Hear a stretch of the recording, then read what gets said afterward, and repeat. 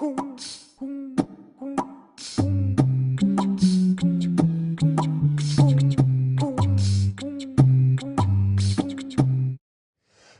good evening, and welcome to the Varsity Theater here in beautiful Dinkytown, Minneapolis, USA. I'm Steve Seel from 89.3 The Current. Glad to see everyone out tonight, and thank you for coming to the Varsity for another edition of Policy and a Pint. We have an incredibly sprawling topic here tonight. I think it's going to be one of the most interesting and lively Policy and a Pints that we've ever done. I really can't wait to get into it here. But I thought I would start off with a quote that is in a frame, actually at Minnesota Public Radio headquarters. It is a Thomas Jefferson quote, and it says, "Whenever people are well informed, they can be trusted with their government." And it's attributed to Thomas Jefferson, 1789. For some reason, this framed quote is in the men's room of the fifth floor. Why is that? Does anybody, you know why that is? I don't know. It used to be like in a meeting room. Now it's like outside the UBS Forum in a men's room. I don't know. Anyway, well, nice try for somebody, you know. You wouldn't know if it was in the ladies' room. Well, maybe there's a version. Is there a version in the ladies' room? Oh, good. I'm so glad. Why is it in the bathroom, though? Something for you to contemplate, I suppose. Anyway, once upon a time, somebody decided this was a cool thing to frame, and it's in a record album frame, interestingly enough, and post around NPR.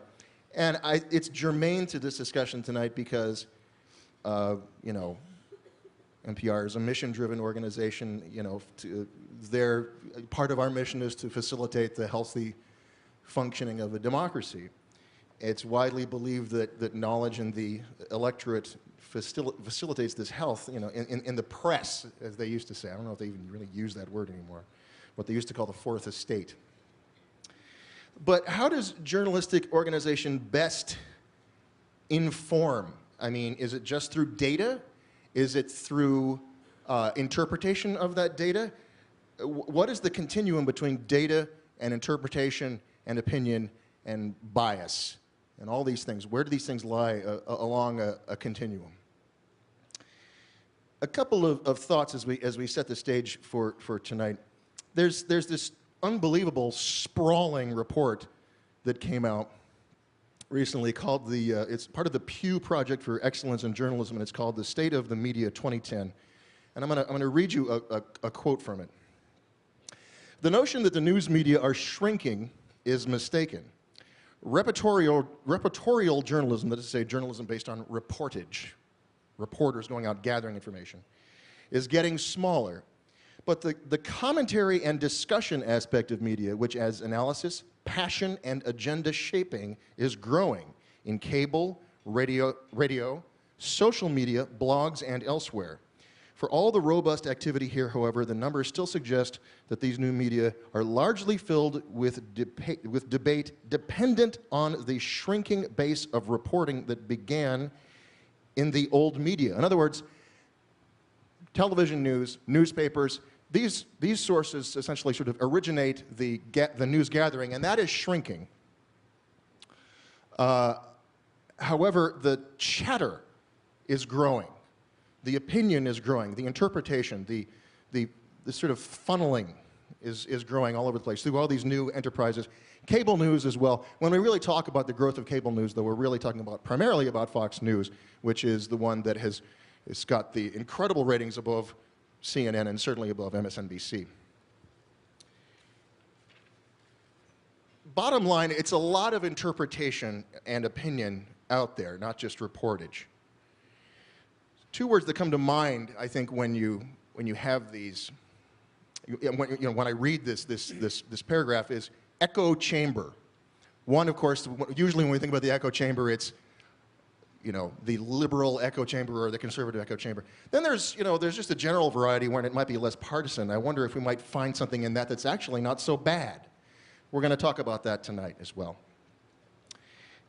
Somewhere along the line, we're going to get into Juan Williams. And Juan Williams was a news analyst at National Public Radio. It's always important to differentiate the two. Minnesota Public Radio is one organization, NPR in Washington, D.C. another. Without getting into the Byzantine differentiations between these two, let's just stipulate these are different organizations. He was a news analyst who made his way onto the payroll at Fox News, and when asked a couple of months ago by Bill O'Reilly to help him understand, quote unquote, America's problem with Muslims, Williams stated that he must admit when he gets onto planes, and I'm paraphrasing, but basically this is what he said, when he gets onto planes with Muslims in Muslim garb, whatever that means, he gets nervous. He went on to say that this is an unfortunate situation and tried to essentially talk about why this phenomenon is a problem, but that's not really the part of the discussion that blew up. NPR's reaction was very swift. He was fired, and then 3, 2, 1, there was an explosion in the chattering class, particularly on the conservative side of the argument. Juan Williams' free speech has been silenced. It seemed a lot of people were upset about this, but just as many people were just sort of wondering, what in the hell just happened here? What was that all about? So while this is just one aspect of what we're here to talk about tonight, it's the most immediate catalyst for this discussion here this evening, which has been going on for many years and needs to be talked about more. So what is news in America today? Where is the line between news and opinion? How does the way that we navigate that line define what we consider to be news today? And what do Americans want from news? Do they like impartiality, or do they want opinion in their news? With that, I introduce my guests. Chris Worthington joined Minnesota Public Radio News in July 2006, serves as the News Service Managing Director. He has more than 25 years of news experience, most recently with the Pioneer Press in St. Paul, where he served as Managing Editor and Senior Editor for Business and Technology from 97 to 2006. 83 to 96, he worked for the Dallas Morning News as its Assistant Business Editor, Assistant State Editor, and Sports Editor. He has also held positions at Newsday, Fort Lauderdale News, and other fine publications. He is, as I say, the current Managing Director of News at Minnesota Public Radio. Please welcome Chris Worthington. Thank you. Bob Collins has been with Minnesota Public Radio News since 1992. He is the former Managing Editor of Online News and former Political and Broadcast Editor for Minnesota Public Radio. He previously was Vice President of Programming for Berkshire Broadcasting Company in Massachusetts and National Desk Editor at the RKO Radio Network in New York. He was also editor at WHDH in Boston, where he received the Edward R. Murrow Award for investigation into the Boston mob scene. Current listeners, however, know him as the afternoon voice of the news with Mary Lucia on 89.3 The Current. Please welcome Mr. Bob Collins. Thank you. How Policy in a Pint works, I remind everyone, is that I will spend about 20 minutes talking to our guests, or so, I suppose. Then I go out here with my trusty wireless mic here, and I play Phil Donahue and take your questions, walk around the audience. The rules are no grabbing the mic from me. I get to hold it. No speechifying. You'll be promptly cut off. Although, I mean, if your question is wordy, that's fine, but no soapboxing. Please try to think of your questions once I get out onto the floor. They tend to really sort of bottle up at the end.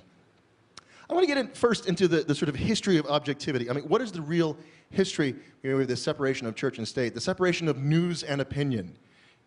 Either you guys want to sort of take a stab at does this sort of run a straight line? Do we think of this sort of golden age of, oh, once upon a time there was this, news was this incredible shrine of objectivity, Edward R. Murrow days and all this sort of thing. Does it really run a straight line like that, or how murky has it been? Well, the great newspapers of the past, the publishers who ran the great newspapers of the past, would insist that their papers stand for something, which would imply that it would take a position, take a stand on a topic or a policy debate in its community. It fancied itself as the discussion leader, the debate facilitator in a community on an issue. So that when you say the great newspapers of the past, and what past are we talking about? How many decades ago? And Early 1900s. early 1900s. Yeah, And when you say the paper taking a position, do you mean just the editorial page? I mean the paper as a whole? The editorial page, the way the newspaper would approach news. Okay. It would, I won't say advocate, but it would clearly want to lead its readers in the direction of what it believed. Do you perceive a sort of a kind of, like I say, a kind of straight line change between this sort of belief in a sort of religion of objectivity to the place where we arrive today? I never use the word objectivity. I don't like the word objectivity. I don't think there's any such thing as objectivity. I prefer to use the word fairness, but in terms of the old word, and as I think I mentioned to you yesterday, I'm not at all convinced that Edward R. Murrow could live up to these traits that we ascribe to Edward R. Murrow today. I think some of the best journalism that he ever did started with a complete lack of objectivity by determining either through his own values or worldview or experience that something was wrong. Harvest of Shame couldn't have been done unless you looked at a situation and said, this is wrong. And remind us what Harvest of Shame is. What do you... Migrant farm workers and the whole farm economy of I want to say the 40s, but I think it was probably the 30s, maybe earlier. Even the McCarthy, I mean, if you would say, oh, I got to find a Edward R. Murrow deal on YouTube, what are you going to find? You're going to find the soliloquy on Joe McCarthy. Right. Murrow's... Which, I'm sorry. Go ahead. No? Well, I mean, Michael Wells, by the way, said this is the first live performance review that I've ever had. Chris is his boss, and so this is a very interesting dynamic, you must understand, we have going on stage here tonight. Murrow's commentaries were not based in a belief. Murrow's Right. commentaries were based on fact and reporting. Right. Based on if you were to do the reporting, why not just let it sit there? Why do you need the commentary to go with it unless you have either based on your reporting or your beliefs or your values or whatever? I mean, your phrase that you used in the meeting we had after Juan Williams, I think, was fact-based observations or something, which I thought was a good one. With the commentary comes evidence. Yeah. Comes empiricism. Comes Supposed to, at least. well, in the case of what he was doing, right. that followed his point of view. Right, right. What we're witnessing today is, for the most part, in my judgment, in many cases, the opposite, which is beliefs with no evidence, and that gets to. I mean, that's not what that's not what Murrow did. In this quest for objectivity, though, because, again, I don't believe there is any such thing, what we end up with are stenographers who believe that what that constitutes is this side and that side, and you all figure it out for yourselves. And that's why I would rather see a fairness a story or a view based on fairness more so than an objectivity. Well, I don't think they're. No, you go ahead.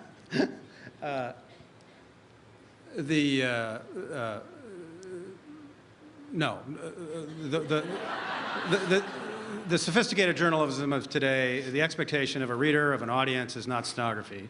It's facts layered with context, layered with verification, layered with perspective, and layered with context. And that the sophisticated audience, the information consumer, will return to that publication or that broadcast because it's more than stenography. When you're talking about stenography, you're talking about a commodity. And commodities these days, at least news commodities, are having a very difficult time sustaining a business model because the business of stenography can be found many places. Can we then trace the reasons for why we have moved to whatever degree from a more from a model that we're talking about, whatever it was, based in the past, to where we find ourselves today that is so much more based on the filtering of reporting through interpretation, through commentary, and that sort of thing. Can we find its roots in the commercialization of news, the beginnings of news as a profitable business in the 70s with CNN turning newsrooms into, God, I remember when Network came out, what was it? 77, I don't know what it was, and the idea that the news department would suddenly be accountable to programming was this shocking idea to the American public. This was like something that communicated cinematically, is that suddenly the news department was going to be an entertainment department, and it was going to be programming. It was not going to be a loss leader. It was not going to be something separate. This is absolutely the way it is today. It's content that is answerable to programming, it seems, if not wholly, then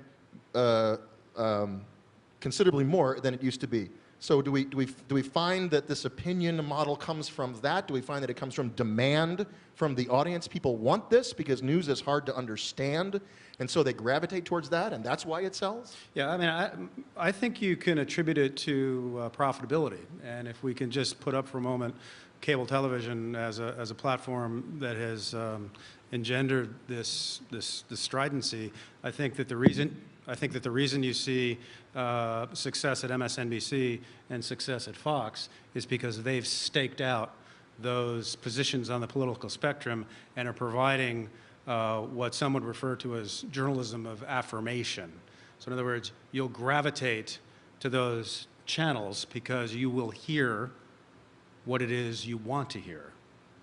Last night, for example, on Fox, you had O'Reilly interviewing Karl Rove. Well, there was no skepticism. There was no challenge. There was no shut his mic off, basically. Shut up. There was no. He not once challenged Rove's sources or facts. You go to MSNBC, and there was Michael Moore with Rachel Maddow. No, excuse me, Olbermann. Yeah. There was Michael Moore with Olbermann. Yeah. And it was a soliloquy. I mean, Michael Moore was able to, without interruption, defend WikiLeaks. Now, WikiLeaks, there's a number of opinions on WikiLeaks, but at no time did Olbermann take on Michael Moore. So the way I see it, that's affirmation. And that has become a profitable model, at least in the world of cable television, which is you cater to the audience that wants to hear what it wants to hear. One of the things that's hard for me, and I do struggle with this overall question, and so one of the things I've stopped doing is using Fox or MSNBC as any kind of an example of journalism. Because the first thing that people want to do when you invoke either one of those names is run to whatever side they like. That was actually part of the problem with the entire Juan Williams debacle on two media organizations that people tend to run to when it's time to separate and pick up your partner.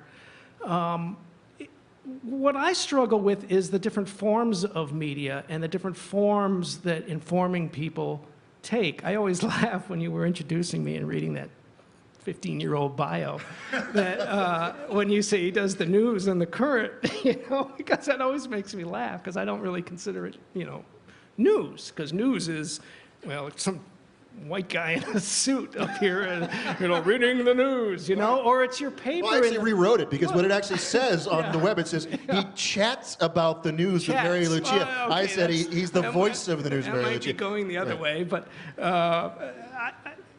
I think it's an entirely difficult conversation to have, because I think the standards that apply now are different for newspapers and radio, or a guy on the current, or a guy on the news side of NPR, or a guy who or a woman or whatever, who writes a blog, or somebody who tweets. It becomes very difficult to say that this is right or this is wrong, regardless of what the medium is. I mean, there are no standards. There's no, we don't have a license. It's up to you to view what it is you're consuming, whether it be radio, a blog, a tweet, a newspaper, a cable television show. It's up to an audience to filter what it is you're consuming and making a judgment for yourself whether or not it's believable. Is it trustworthy? Is it evidence-based? Is it answering your questions? Is it from a brand that you have regard for? Because it's a free-for-all today, and there are no standards. Mm-hmm. We'll work our way here to what really the nub of the issue was with Juan Williams. And as I make my way to that, I want to pick up the idea of there are these different roles and different definitions, and we're sort of feeling our way through the dark. Chris, you're in charge of the newsroom at Minnesota Public Radio. What are guidelines regarding opinion on the airwaves of NPR News? Who gets to have an opinion? Who doesn't? Well, the guests. Bob finds this hilarious. I'm just going to laugh along too. The guests on talk shows, obviously, the newsmakers interviewed on Morning Edition, All Things Considered, they certainly come on with point of view. They come on with opinion. NPR News staff does not express opinion on our platforms. All right, then. What does this guy do then, exactly? Well, there you go. Here we go. Yeah. Seriously. Well, I mean, here's what sure. I wonder. Bob, his primary gig is he writes a news cut. Did I even mention that in your bio? I sure hope I did. Don't worry about it. Did I? That's not in your damn bio? You What in know the it, hell? I know it. What Yeah, does it and everybody matter? here knows it. All right, that's humiliating. Yeah. Bob writes this thing called News Cut, by the way, and it's the big blog that is, of course, mentioned every day when you listen to The Current. Mary asks him what's on News Cut today, and of course that's his main job. And no, it's not in that 20-year-old bio. Yeah. So, when Bob writes his entries every day on the News Cut blog, is he a reporter or a commentator? Well, he's certainly not a commentator. What I'll tell you is that he's a writer who's observing what's going on in the world, and he's rendering it through the lens that he sees. And it's based in fact. It is delivered, in my judgment, the editor's judgment, with an even hand. It doesn't tilt one way or the other. Does it provoke at times? Does it ask difficult questions at times? Certainly it does. It's sort of a hybrid piece of journalism that's intended to draw you in, let you come to your own conclusion based on the facts that he puts into his pieces. We talk every so often about a line, the mystical line that we never want him to cross. If you ask me to define the line, I would define the line as a point of view that's not based in evidence, that's not based in fact, that may be overly strident, that may be unfair, that may be snarky, that for our standards I would consider inappropriate. He's yet to cross the line. Therefore, he gets license and he pulls in readers and he talks on the radio. How difficult is it for you to figure out exactly Not what too difficult. the role is you play? No, not difficult at all. I sit home and I write, and I think of Gigi and Chris sitting at their couch reading it going, oh my God.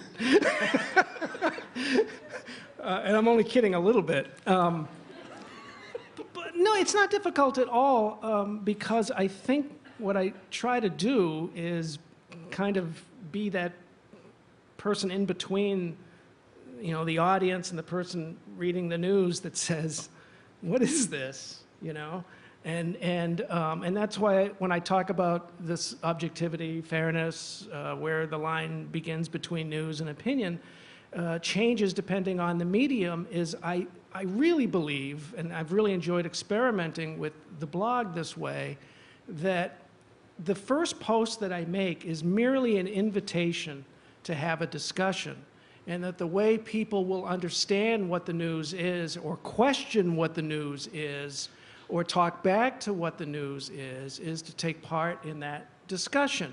In order to do that, the person who is delivering, well, let's call it delivering the news or whatever, that writes the blog, in my opinion, has to put him or herself out there a little bit and trust that the audience is going to give him or her a little bit of a break, as you would with anybody else that's having a conversation, as we would tonight after this sort of thing.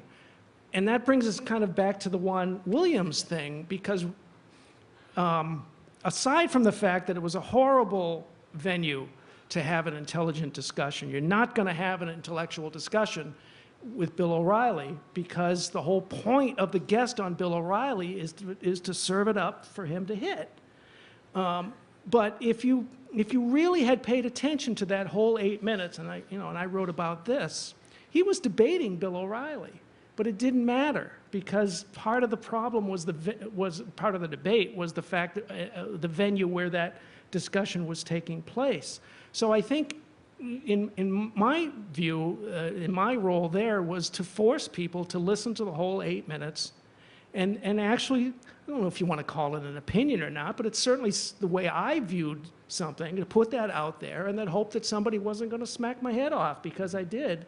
And then we go back and forth, and you kick around the news. And I think that's the kind of form of media that is changing the way, or it's based on the fact that people are changing the way they get, consume, digest, talk back to, and understand the news. Yeah, it's an exhilarating part of doing journalism these days, this notion of audience engagement and immediate feedback. I recall as a newspaper editor years ago, you'd leave the building and somebody would comment on your story and you'd think to yourself, huh, they really read that. And now he writes a paragraph and he'll get 75 comments in 4 hours. And it goes viral, and it's tweeted, and it's on a Facebook page, and there's this large conversation. And as a journalist, what a wonderful thing to have happen, to engage with you about what it is we're doing on topics that matter. Juan Williams' comment on the O'Reilly factor was essentially, or the point that he was trying to communicate, it seems to me, was that one can have feelings that might be able to be labeled as racist. And this is a problem for us to be able to understand one another as fellow human beings. And I must admit, I'm guilty of this too. Mm-hmm. And in fact, these specific feelings that might be delivered, might be seen as racist. Right. NPR's reaction, like I said, was swift. Yep. Their reasoning, though, for dismissing him was that he violated particular terms of his job description at NPR, which is news analyst. Yeah. What in the hell is a news analyst? What is permissible for a news analyst to say?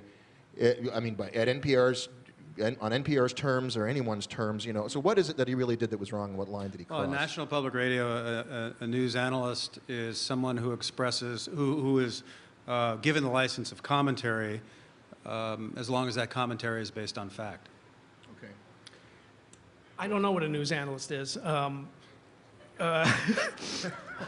You know, if you need someone to analyze the news, and the person that told it to you at the first place didn't do his job very well. But I think what he would, well, he's got his job with NPR. First of all, I think NPR really wanted to get rid of Juan Williams in the first place, because it had gone back to when he said, what was it he said about Michelle Obama was somebody in a dress. She looked like Stokely Carmichael in a Stokely designer Carmichael dress. in a dress. And I think Elisa Shepard, the NPR ombudsman, had said that she has gotten more complaints or comments about Juan Williams than anybody else at NPR. So you kind of got the impression that the whole thing, you know, that NPR saw their opening and took it.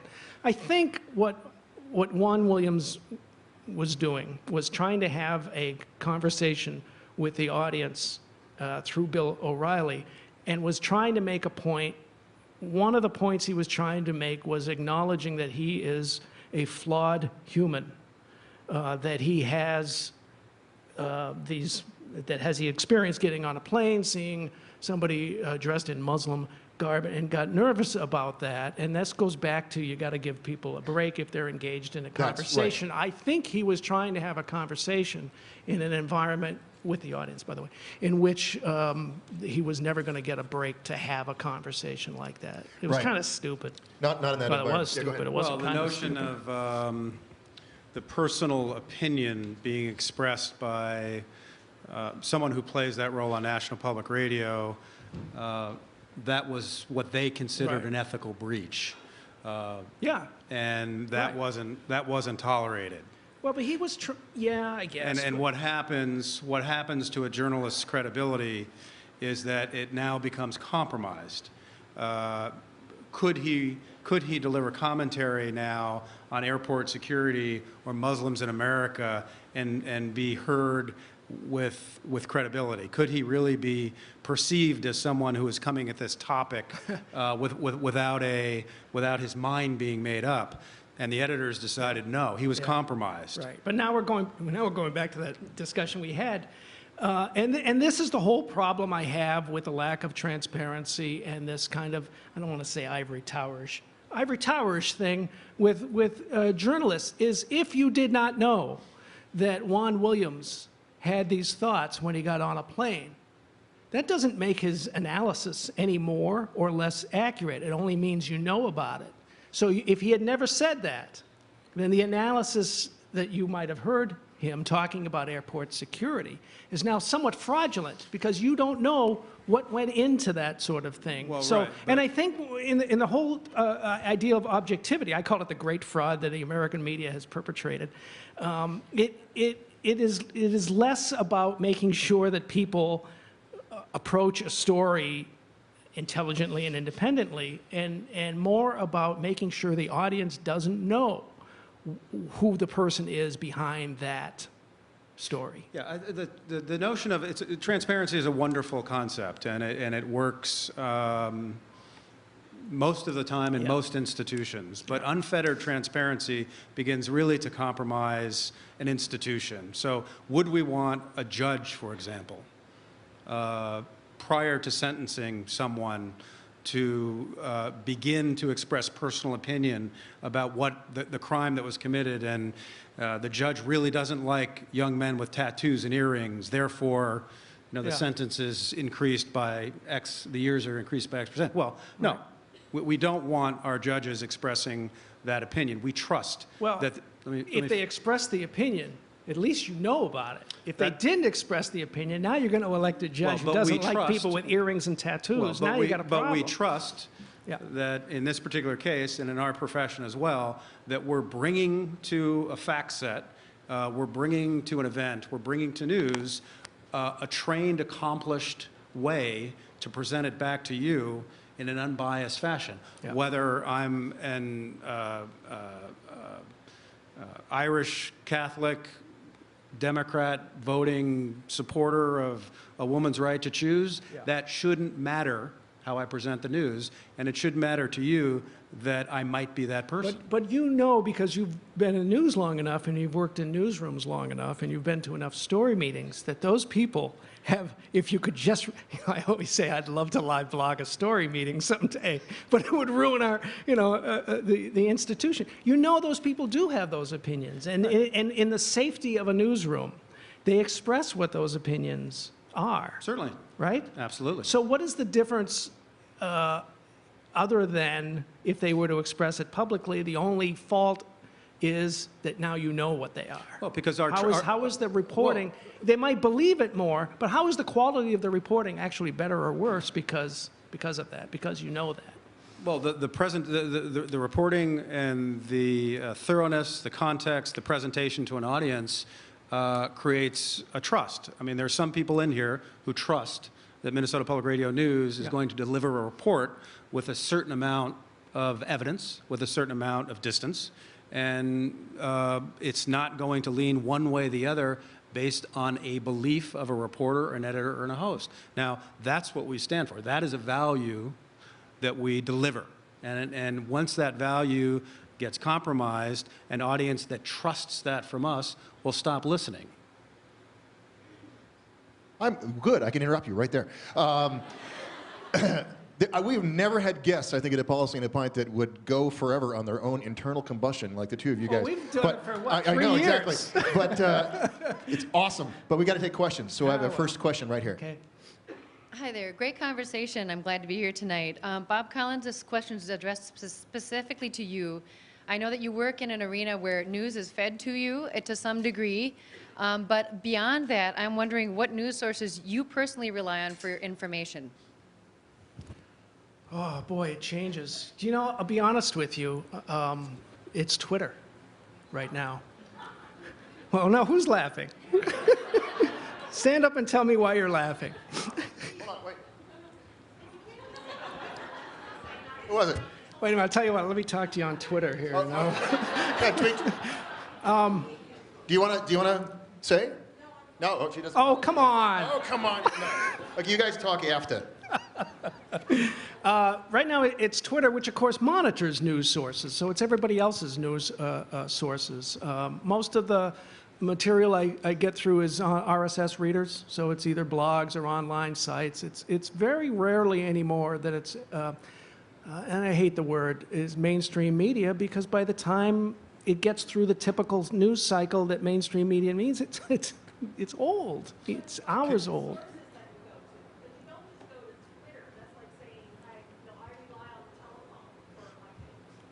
Well, but I do. Well, I don't know that. Okay, can you repeat the question? I suppose it depends who's calling. Do do you want the individual? recording? As Steve walks over with the microphone, can I see a show of hands of how many people are on Twitter? Yeah, 8%. Pew, the most recent Pew data says that 8% of people on the internet tweet. On Thanksgiving 2008, I was on Twitter, and I heard about the attacks in Mumbai from a gentleman, I guess, who was at the, I think it was a railroad station. It wasn't from a mainstream medium. It was from a person on Twitter. When Flight 49 crashed in the Hudson River, I didn't hear it from a news person. I heard it from a person who was on the boat that was rescuing them.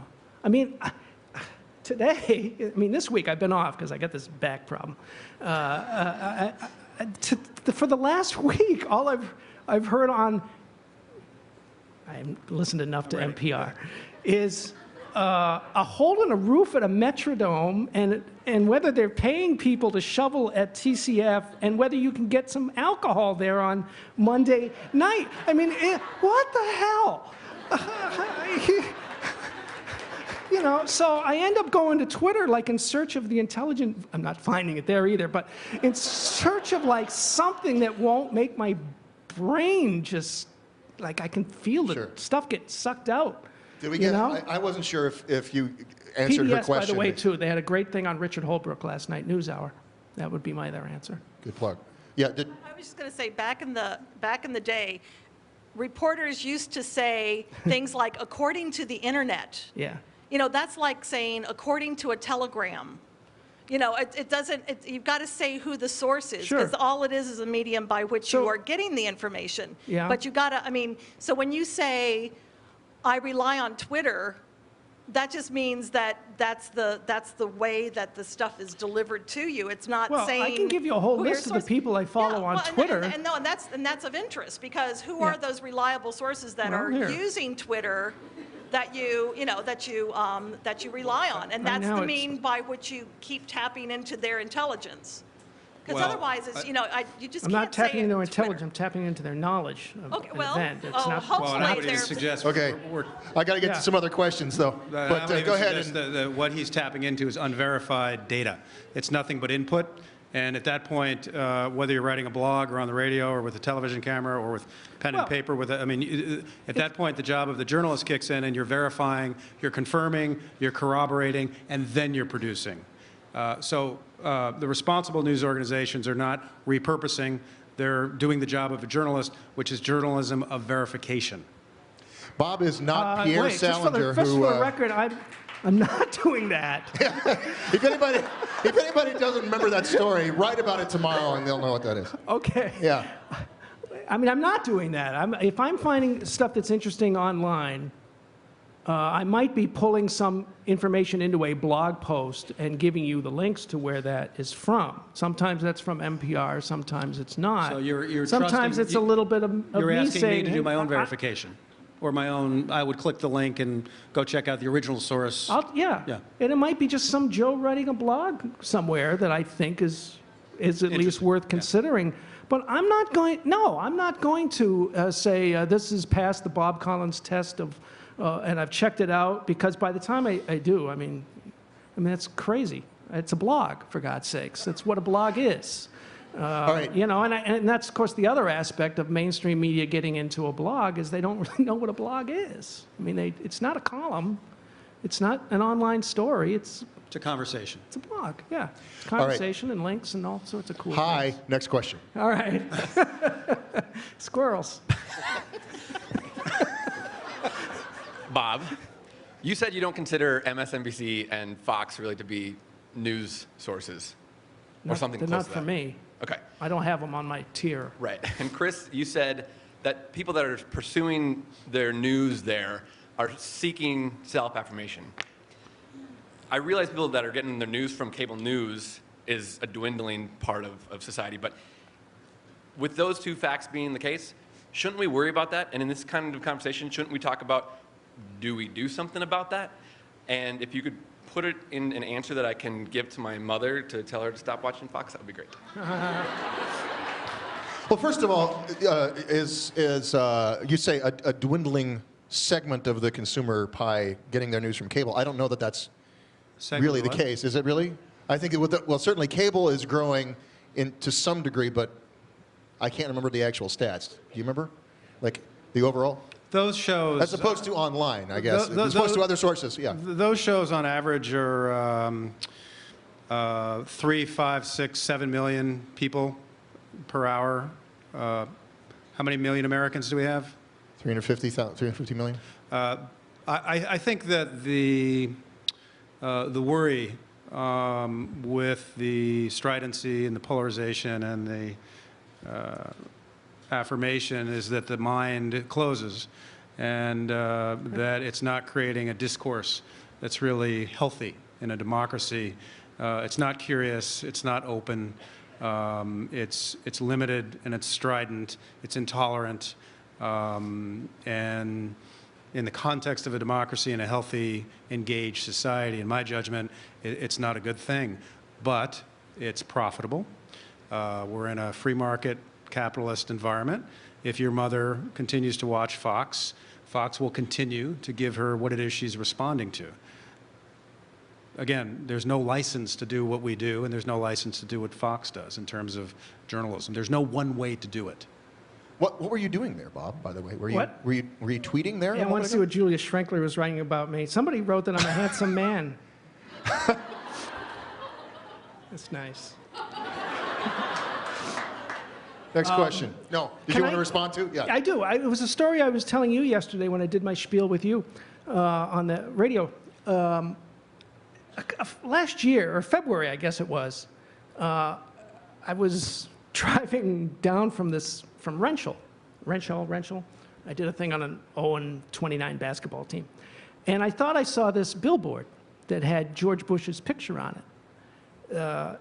And I couldn't believe it, so I turned back around. Not that it's out of the question, but I turned back around, and it said, "Miss me yet?" And it had kind of a goofy picture of George Bush. And I took a picture of it, and I didn't think it really anything of it. And then the next day, I did the 5 at 8 thing, which I do every morning, and then it got to be about 10 o'clock, and I'm thinking, I got nothing to put on Newscut. And of course, I always envisioned Chris, hitting F5 all day. Why hasn't he written anything? So I said, I'll just throw up this stupid picture of this billboard, and which I did. And then NPR's two-way blog picked it up, and then the Drudge Report picked it up. And by the way, if you want to find the assignment desk for news in America, it's the Drudge Report, which is anyway. And then Fox called me. And they wanted me to go on television to talk about this billboard. And MSNBC called, and CNN called, and all these people were calling. And I kept saying no to them because really,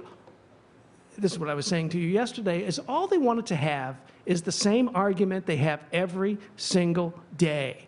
And it goes back to Juan Williams and Fox and MSNBC and your mother. And it's really not up to Fox or MSNBC to stop having that argument. It's just up to you to say, I got to get out of this place. I've got to get off this treadmill. I've got to stop having the same argument with different reasons every day, like a dumb billboard to have it. And really, until we do, the problem is us. Sure. Man, so much ground to go. Maybe we could go till quarter after? Could we do that? Just keep going. Okay, next question. I was just wondering, as you watch our country in general become more polarized and people are less and less willing to compromise on the left and on the right, that seems to me at least to have a clear correlation between more and more people watching these polarized news stations. But I was wondering how much of it you think is directly affecting our politicians and how much of it is other factors. How much is directly affecting what? Our politicians. And I mean our own politics, the way we're voting, and then how people are responding based on the news organization. Well, the ever-decreasing gene pool of ideas, essentially. You know what Yeah, I'm certainly not a political analyst, but I would suggest that there is an echo chamber fully functioning out there, and that things are whipping around, and elected public officials are responding to what it is they're hearing on the hard sides of the political spectrum and giving it back and giving it back and getting it, and it's whipping around. What's become, from where I sit, very interesting is the Tea Party. And watching how the Tea Party is managing to sort of sit in this place and provoke both sides now. I watched, let's see, Plenty, I believe. Plenty was on Fox last night. And I hadn't heard him in a while since he's traveling so much. But he really was beginning to, did anybody else hear him last night on Fox? You heard him? He was very craftily. Fox News audience that we have here, after all, yes. Well, but I would also imagine this is an open-minded audience. That's right, exactly. And it's curious about all sides of the argument and the debate. In any event, he very craftily began to, I guess the word of the day is triangulate, and sit in this place where he was criticizing the left, criticizing the right, and beginning to talk about the sensibility of the Tea Party.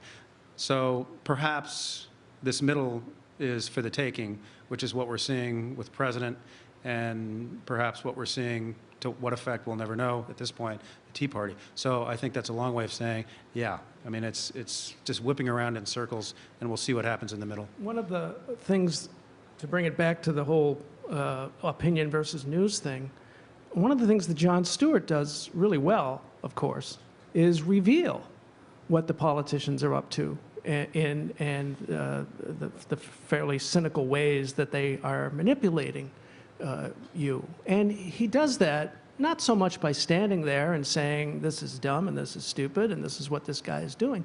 He does it by playing their words from a month ago, 2 months ago, 3 months ago, 4 years ago, that reveals them for what they are. Now, is that journalism? Is that opinion? Is that fact?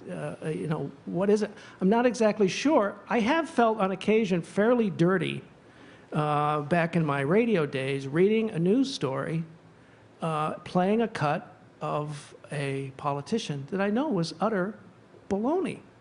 But that's what their strategists had them do that day. And I don't have the library of Jon Stewart to go back and say this, and I don't have the venue either to say this is utter baloney. A little bit though on the blog I'm able to do that. And that notion of assertion is essentially the market that CNN has carved out. Yeah. And that's why they're losing their exactly. audience. Well, there you go. I mean, Yeah. they're of the three. Yeah. I believe that CNN is having the biggest struggle in terms of creating a profitable model. I'm sorry, the notion of assertion? Assertion in that. An official from the state of Minnesota could stand up in front of you, and I don't know why this has popped into my head, but the H1N1 virus of a year and a half or so ago, or anything, the Metrodome roof collapsing, notebooks go open, tape recorders go on, and somebody in power and authority begins to say things. Yeah. And what happens is journalists begin to write it down and repurpose it back to an audience without, frankly, much verification or trying to authenticate that information. So what we're allowing happen is these facts being asserted, or purported facts are being asserted, and they're being played out. Now, those facts have value, right? Why did the Metrodome roof fall down? Well, okay, the snow got too heavy. That's fine. You're curious about it. You want to know. The microphones go in front of the Metrodome officials, and you get the information. Nothing wrong with that, but it is what it is. Now, what will happen over the course of the next few days, news organizations will begin to find out a little more about why that snow might have gone through the roof. And then you get the value-added journalism that's so integral to a democracy, which is finding out perhaps the context behind the assertion, the additional facts that may not have been talked about when the roof fell down. What is it we don't know? What are they not saying? What context do we need? These are the questions that an audience should be asking when you make the decision whether or not a newspaper story or a radio broadcast or a blog is trustworthy. You have to ask those questions because we're asking those questions. But that's what CNN does. That's how they made their market, which is news right now. And that's not a successful model given what's happening here. Next question. Well, this goes back to one of the original points behind this whole event. Why are people turning away from the mainstream news? When I read polls that show that 25% of Americans do not believe the president was born in the United States, or that 44% believe that President Obama signed the TARP bill, which was actually passed under President Bush, what that says is that the media and the journalists are not doing their job. You have these false equivalencies where they will allow someone to make a statement, the president was not born here. Other people say they are. There's no direction of the facts, such as with a sporting event. Nobody debates whether the Twins won the World Series in 1991. You don't have the Braves manager coming on to ESPN saying, well, technically, we don't agree with that home run by Kirby Puckett. You don't have that. We need the same thing to happen in politics because America needs to know the truth. And I want to get to this idea of false equivalency because this is... I mean, it was nice. I heard the original assertion that Obama was not born here, and I then read in a mainstream media that he was. And that's when I stopped caring.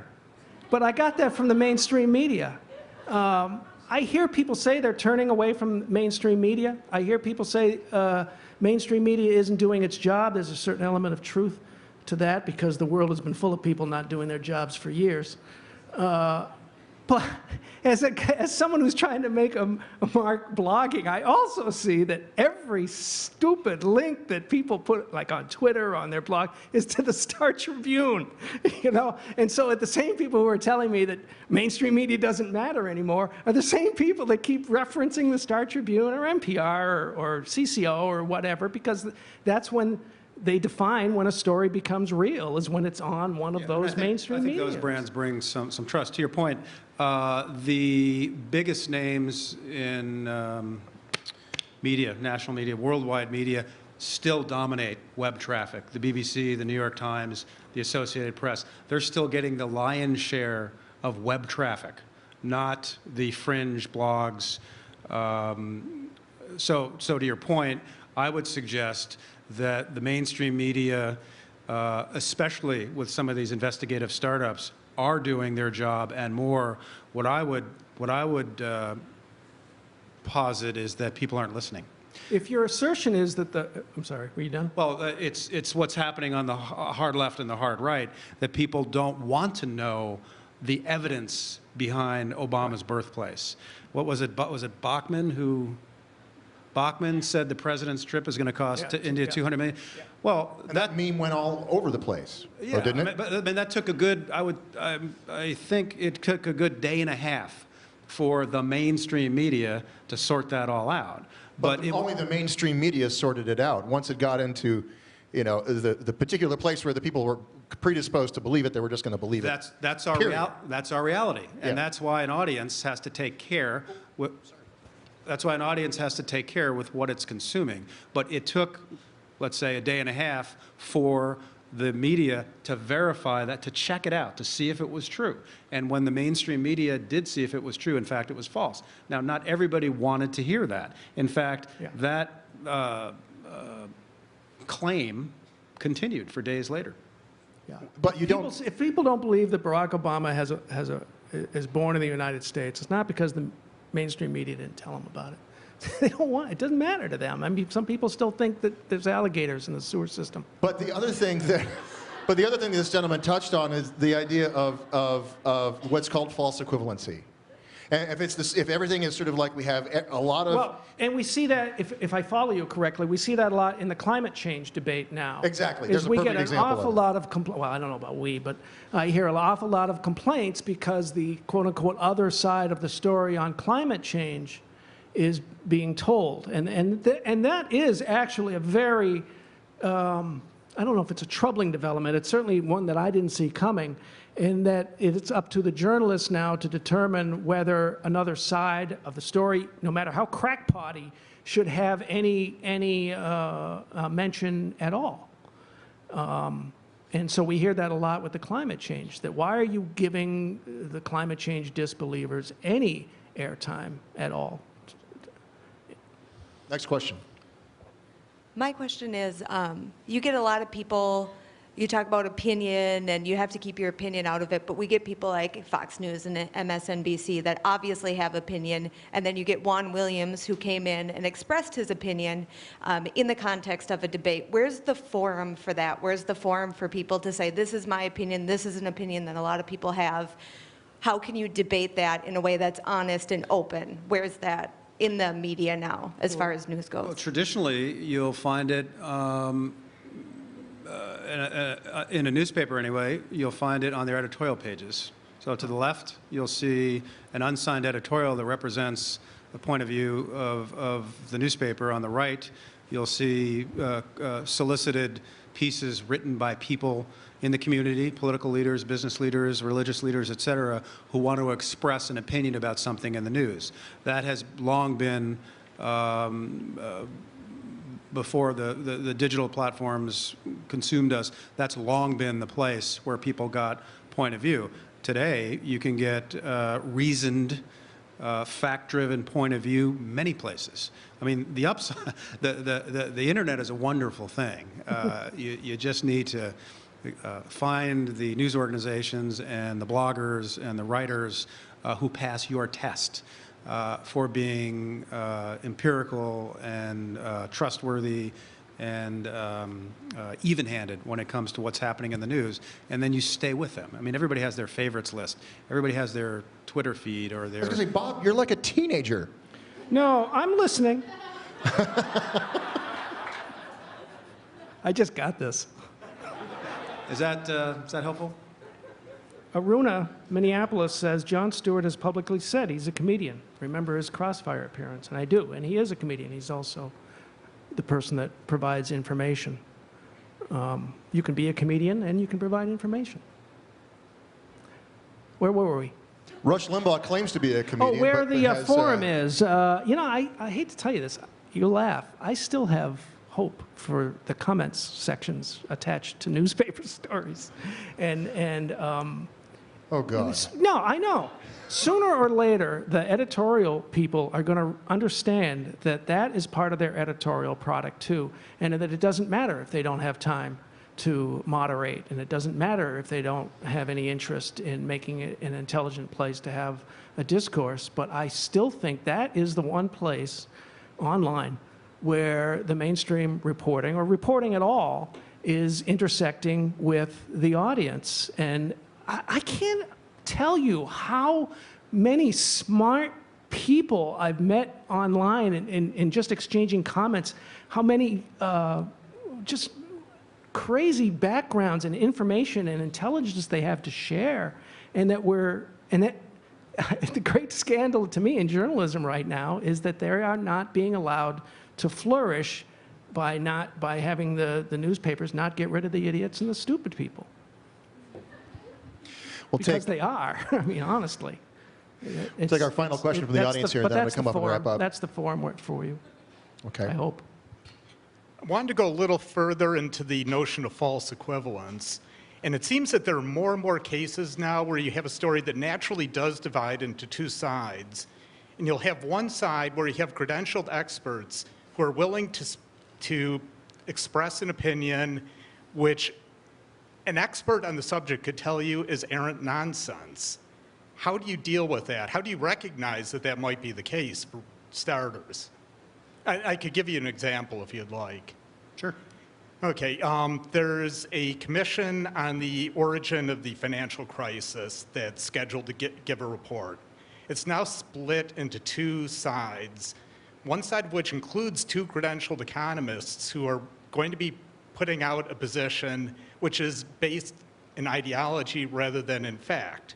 How do you deal with that? Well, how do you know it's based in ideology?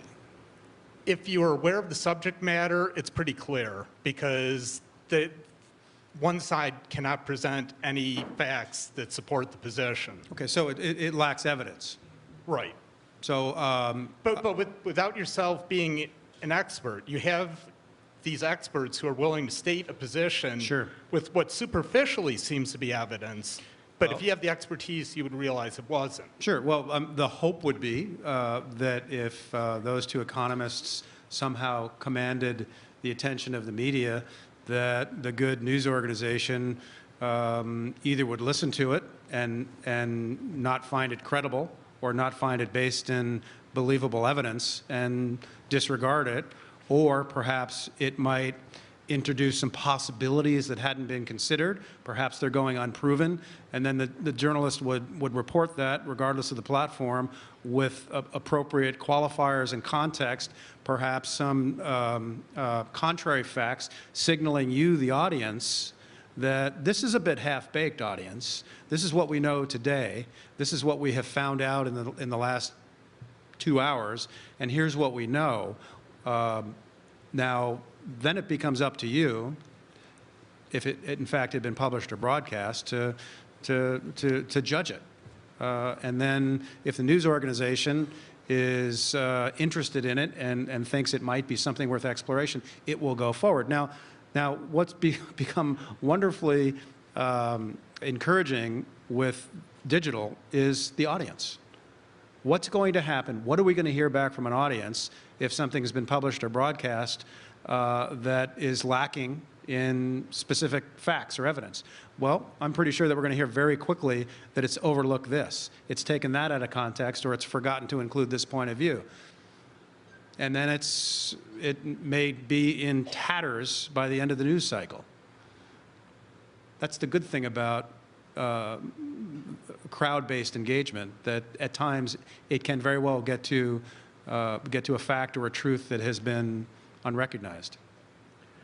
One of the reasons I feel left out of most intelligent conversations is because it always seems to me that the rest of the world sees black and white, and I don't. I see little pieces of information that one side has that makes some sense, and others that I think are, what's the word I use, crackpotty. And then there's the other side that I think has something, and somewhere in between there's like this intelligent discussion to have based on the good stuff that you have and the good stuff that you have. And I'll give you an example of this. What's the one thing that the local meteorologist types always say when it snows out and some bozo anchor person says, well, there's your global warming? And the first thing they say, right, is there's no relationship between climate change and the weather outside. And okay, I accept that because I guess they know more than I do. Well, they do. I went out to Paul Douglas's, who also says that. I went out to his little really nice operation out there in Excelsior because he had a news conference with Will Steger and some other folks to announce to me, I guess, and others, that there was this link that he was now going to establish, or at least raise the possibility of, between all of the tornadoes that we had in Minnesota last year and climate change. And again, I'm not a scientist, but all I know is here's a guy who, for the first time that I've heard, the same guy who says there's no relationship between the weather today and climate change, has just said that there is, or at least that there might be. So I write this thing about it. And then we get this thing last Saturday, and I open up the paper Sunday, and what do I read? Paul Douglas's column saying, well, you're going to hear people say that there's no global warming because there's no, all this snow out there. But let me remind you, there's no connection between what's the weather outside or the weather over the last month or week or whatever and climate change. And so what is a poor slovenly journalist supposed to do in the middle of this? Because we can't figure this stuff out. And so that's why I say that the way information has got to be processed to be any useful anymore is to have these initial things be the beginning of an intellectual discussion that challenges and kicks this stuff around, and not these missives that are just sent down every morning on your doorstep to be consumed, and then you move on to something else. I have no idea what any of that just means that I just said, but somebody thinks I'm quite a handsome man. Right. God. The conversation, as always, continues here. There's never any way we can contain the conversation. As always, it's just a beginning. At thecurrent.org, there is a Policy in a Pint page. The blogging is underway. Our magnificent media representative here tonight from Minnesota Public Radio, Julia Schrenkler, has been live blogging this whole thing. There's blogging going on. Comments are open. You can participate in that when you get home. Don't do it as you drive, obviously, on the way home on your iPhone. But we would love for you to continue the conversation, and we want to see that more and more. So before I wrap up and do my sort of credits and thanks here, can we have a generous thanks and round of applause for our guests here, Chris Worthington and Bob Collins. Thank you. Thank you. Thank you. I got to take the picture. Oh, what are you doing? He's going to take a picture of you. Thanks to Best Buy for being our sponsor for Policy in a Pint once again this season. Thanks to the Citizens League, our esteemed partner for this program, Sean Kershaw and Catherine Belton and the Citizens League. Thanks to our production team at NPR as well, Stephanie Curtis, Ali Lozoff, Michael DeMarc for engineering. Thanks to Matt Perkins as well. Thanks to Julia Schrenkler. Thank you to the wonderful staff at the Varsity Theater. Thank you, Todd. Thank you all back there for being our hosts once again. Please read News Cut. That's the thing that Bob Collins does that isn't in that stupid bio that I cut and pasted. And listen to Bob with Mary Lucia afternoons. Beg. What's that? Don't beg. All right. Then listen to Jill deliver the news in the morning. Thank you very much again for coming out. Please drive safely and stay tuned for more information on the next Policy in a Pint. We appreciate it. Good evening. I'll see you tomorrow morning on the radio. Cool.